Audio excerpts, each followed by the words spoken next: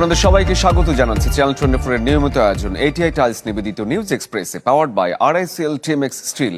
পুরো আয়োজন জুড়ে আমি শরীফুল হক সাথে আছি।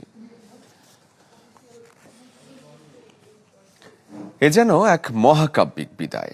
দেশের ইতিহাসে এত মানুষের ভালোবাসা আর সম্মান এর আগে পায়নি কেউ। সাবেক প্রধানমন্ত্রী বেগম খালেদা জিয়াকে শেষবারের মতো বিদায় জানাতে এই দিন সব পথ মিশে যায় মানিক মিয়া অ্যাভিনিউয়ে। এতে পুরো রাজধানী যেন হয়ে ওঠে জানাজার মাঠ। একসময় যা রূপ নেয় মহা জনসমুদ্রে। জানাজা থেকে খালেদা জিয়ার বড় সন্তান তারেক রহমান দোয়া চান মায়ের জন্য, ক্ষমা চান মায়ের পক্ষ থেকে। মহাকাব্যিক এক জীবন শেষে অনন্তের পথে পা রাখলেন গণতন্ত্রের আপসীন নেত্রী বেগম খালেদা জিয়া।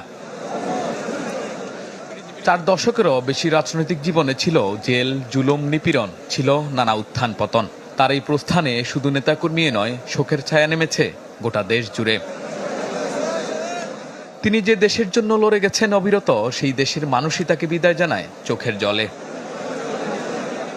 জানা যায় অংশ নিতে দিনের আলো ফুটার আগে থেকেই দেশের বিভিন্ন প্রান্ত থেকে মানিক মিয়া এভিনিউমুখী জনস্রোতে তিল ধারণের জায়গা ছিল না কোথাও।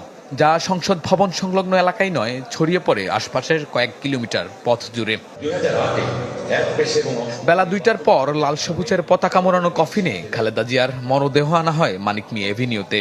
সাথে ছিলেন পুত্র তারেক রহমান ও পরিবারের সদস্যরা। দলীয় কাউন্সিলে নির্বাচিত চেয়ারপারসনের দায়িত্ব গ্রহণ করেন। শুরুতেই বিএনপি চেয়ারপারসনের বর্ণাঢ্য জীবনের স্মৃতিচারণ করেন দলের স্থায়ী কমিটির সদস্য নজরুল ইসলাম খান। বলেন, দেশের প্রয়োজনে অপরিহার্য ছিলেন খালেদা জিয়া। দেশনেত্রী বেগম খালেদা জিয়া বলতেন, দেশের বাইরে আমার কোনো ঠিকানা নেই, বাংলাদেশ হলো আমার ঠিকানা। এই দেশের মাটি ও মানুষ আমার সব কিছু। চিরজেনা এই দেশের মাটিতেই তিনি শেষ নিঃশ্বাস ত্যাগ করেছেন। আজ এই দেশের মাটিতেই তার শহীদ স্বামীর পাশে তিনি শায়িত হবেন চিরদিনের জন্য। পরে মায়ের কফিনের পাশে ভারাক্রান্ত হৃদয়ে দোয়া চান তারেক রহমান। বিসমিল্লাহির রহমানির রহিম। আমি মরহুমা বেগম খালেদা জিয়ার বড় সন্তান তারেক রহমান। আমি আজকে এখানে উপস্থিত সকল ভাইয়েরা এবং বোনেরা যারা উপস্থিত আছেন, মরহুমা বেগম খালেদা